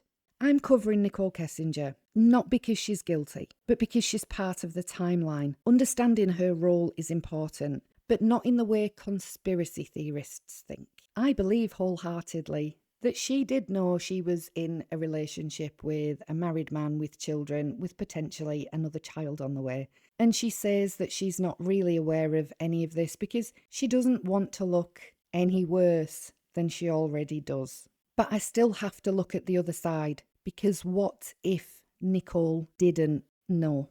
People are fairly obsessed with whether Nichol knew, and there's a lot of channels out there that focus just on this. Did Nichol know? But what we should also ask is why we can sometimes be more comfortable blaming her than holding Chris 100% accountable. Whether you like Nichol or not, she's become a scapegoat for a lot of people's discomfort with what this case says about men, violence, and control. So let me just say something very clearly. Defending Nichol Kessinger from unfounded accusations is not the same as saying she's perfect or innocent of all bad judgment. But this is a true crime case, not a conspiracy fantasy. We deal with evidence here, not edited footage or hate speech. The moment we start accusing people without proof, just because we don't like them, is the moment we stop caring about justice. I'm certainly not defending Nichol. Somebody asked me if I would be best friends with Nichol because I sure seem to like her. Now, I don't know Nichol Kessinger. I've never met the woman. I haven't got a clue about her. All I've seen is what you've seen. I can't make a real judgment on that. I don't know who she is as a person. I know she's had an affair with a married man, and I obviously find that questionable, but I do also realise that in the real world, people do make mistakes, and those mistakes can cause a lot of damage to families. I've had somebody ask me if I am actually Nichol Kessinger, and as much as people can learn new accents, I very much doubt that anybody would be able to copy this mishmash of a Northern British accent and slaughter it as much as I do. And that's where things do get a little bit silly. Nothing's being said of any value. There's no debate to be had there. We're going from a true crime community to a school playground. I'm not defending Nichol. I'm defending the difference between what we know, what's backed up with the evidence we have, and what people assume. And I understand that when Chris confesses, he stops that clock. We've heard Agent Tammy Lee say it, and that is so frustrating. And it's frustrating because there's all these holes now in this story that we want to fill. We want the answers to the questions that we have. That's unfortunately part of this case. But if pointing out facts makes me sound like I'm defending someone, then maybe we've forgotten what facts even are. I'll never apologise for choosing evidence over emotion or respect over rage.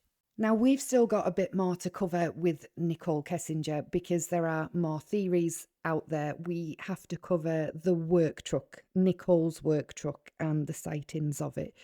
We need to have a little look into all of her witchy business and another couple of bits and bats that I see floating around frequently. So there will be another video on Nichol Kessinger, and it will be the final one.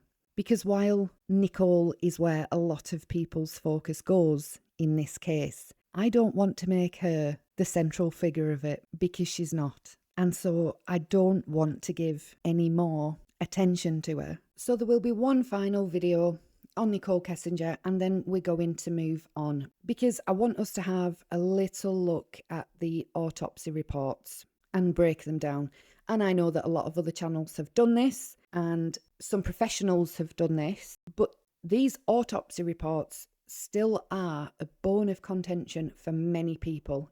Drop your thoughts in the comments. Let me know what you think about Nate's footage and the difference between those clips that I've showed you. And I'd be interested to know as well, as time's moving on, have any of you changed your opinion on Nichol Kessinger? And that works both ways. When this case first broke open, did you believe that she was definitely guilty somehow? But over time, you've come to think that actually maybe the worst thing she's done is knowingly get herself embroiled with a married man and want to save face in the aftermath? Or did you start out the opposite way? Did you think that Nichol was completely innocent and people shouldn't be accusing her of anything? But over time, you've actually come to feel more like she must have something to do with this case. It's always really interesting when people do change their opinions. Let's get this discussion started, case crew, and thank you so much for joining me for another video. I appreciate each and every one of you, even those of you that don't appreciate my content. Thank you for still showing up and honestly expressing your opinion. I'll see you all in the next video. I've been Fiona, and this has been Case Continued.